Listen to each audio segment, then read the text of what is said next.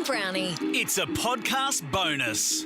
I've heard about this phenomenon of people moving from the city that they've raised their kids in or lived in their whole lives for a sea change. Mainly Queensland. People go up to Queensland for the weather and the lifestyle. Absolutely. They keep on talking about the lifestyle. I did that when I first started in radio 20 years ago. I moved from Melbourne, the hustle and bustle, born and bred. I moved to Sunshine Coast. And for a while it was nice, but the buzz... What did you like about it initially? What did I like about it? I liked the job. I loved that I was learning something new. And I've just loved radio from the very first minute I started. So I loved that. I didn't really love too much else. I was very lonely and I couldn't get a coffee. And in the end, I moved back to Melbourne despite loving radio because I was so homesick. How long did you do up there? Nearly 4 years. With Ronnie? With Ronnie Stanton. Ronnie and Chrissie show. And it was great. The work part was unbelievable. My God, like the neural pathways that opened for me were incredible. I learnt so much and it was amazing. And I really found, you know, my love, radio. It was magnificent. But everything else was not great. And I felt when I quit that job and moved back to Melbourne, I felt like, why can't I love it like everyone else seems to? Everyone's talking about the lifestyle. Oh, it's a great lifestyle up here. It's so much better than Melbourne. And I was like, is it? Did you get bored? Yes, I was very bored. And all the movies were no good. I couldn't find a coffee. There was no... In the end... What do you mean the movies were no good? They show the same movies up there as in Melbourne. No, they don't. What do you mean? They only showed, you know, Marvel movies and you couldn't see any interesting movies. No art housey stuff. Yeah. I mean, that sounds like I'm totally up myself. Not so much art house, but just interesting films. Interesting films.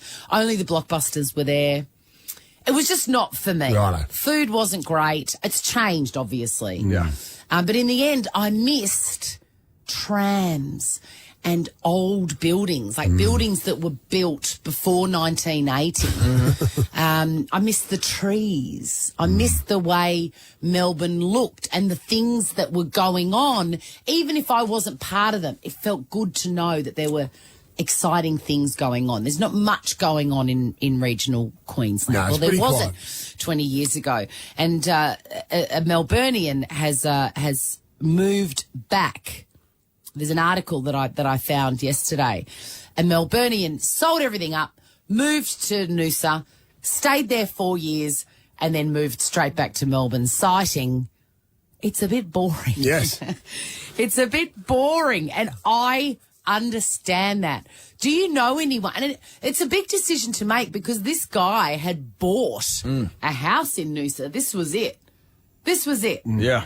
He was going to live there for the rest of his life. And he just sort of looked around eventually and thought, I'm bored. So he had to sell everything up and move back. Can you imagine? Day drags on a bit. A lot of Melbourneites say that to me, me and my wife, Kylie. Yeah. Because we spend a fair bit of time. We used to live in the Gold Coast, Swanee. Yes. But a lot of people say, I don't know how you do it.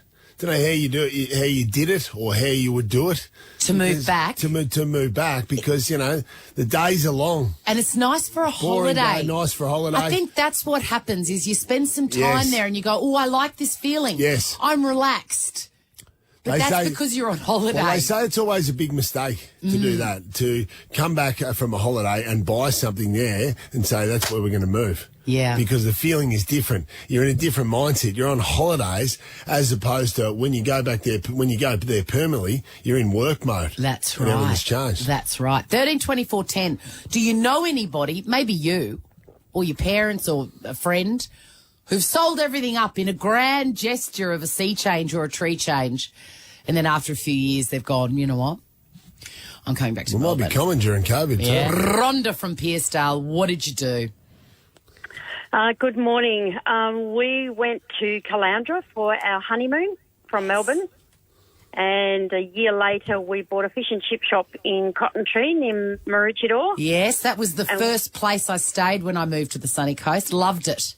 Yep, just near the Surf Lifesaving Club. It was called the Chuck Wagon, and we ran the fish and chip shop for about 9 months, and then we just went off and got normal jobs, had our son, and moved back to Melbourne when he was 2. It was it was like a permanent holiday. We missed the seasons the most. Yes. That's what you said to me, Swanee. I did say that, You Rhonda. went full Pauline Hanson with the fish and chip shop full. Yep. What year was this, Rhonda? 1980, 81. Wow. And then we came back when our son was 2. We arrived back in Melbourne when he was on his birthday. I love we've that been the back in Melbourne seasonal thing, and I think never missed it since. no, and I think if you've grown up in Melbourne, it's part of your DNA. I mean, obviously the weather is shit at the I was moment. going to say, I'm missing the warmer part of it. It's miserable, but I get it too. And I was like, every day is sunny. And I know that sounds so bizarre. Yeah. Every day the same. Every day. Hey, Rhonda, what was the go-to for all the Sunshine Coasters up there at your fish and chip shop? Seafood sticks? Potato scallops, and we made our own, and the salmon batters. John, there is nothing like the mystery meat in a seafood crab stick. I love a seafood crab stick. Oh, boy. Isn't it? You got 6 bottles of wine from Zonzo Estate. It's in the heart of the Yarra Valley, and it's paired with the perfect Italian cuisine. Angie from Newport, what did you do?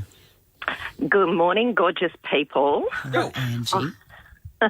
I moved from Geelong to Brisbane, and I was in fashion back then, and of course Melbourne is the heart of the fashion capital for Australia. Mm-hmm. But I moved up there, and I have to just say I missed Melbourne and Victoria so much. I couldn't believe that there really wasn't the culture up there. I missed the AFL so much. Brownie, you were a huge part of it. I actually bought a Brisbane Lions membership, even though just because I missed the footy so much, we couldn't get any you couldn't get anything but NRL on the air up there then. Just started to get homesick when I retired, Ange. Pardon? No, let that one Angie, go. it's funny, isn't it? It's like an ache, like a heartbreak feeling, isn't it? It's awful. I couldn't believe how much I missed Victoria and Melbourne and the culture, the fashion, the city. But, growing So you would have up in understood Victoria. when I said I missed the architecture and the trees and the trams. I just missed everything.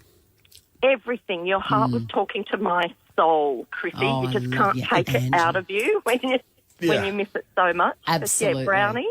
It drives people nuts when we bang on about Melbourne, but people can suck it. Yes. Because it's the greatest.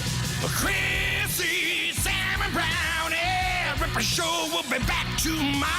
Chrissie, Sam and Brownie, unless it's a weekend. Over 100.